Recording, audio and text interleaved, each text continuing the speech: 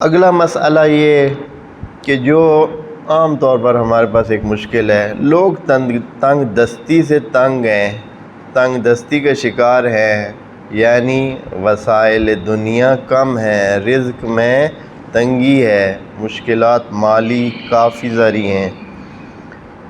اگر کوئی اپنی مالی مشکلات کو دور کرنا چاہتا ہے، تنگ دستی کو دور کرنا چاہتا ہے، وعلیکم السلام، تو اس کو چاہیے کہ وہ سورہ واللیل کو پڑھے۔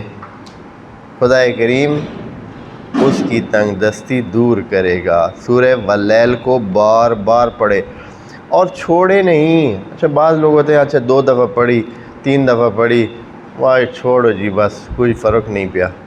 اس طرح نہیں، پڑھیں، آپ پڑھتے رہیں۔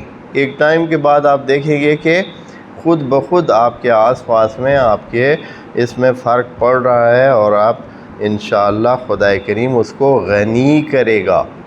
نبی کی بات ہے، عام بات نہیں ہے۔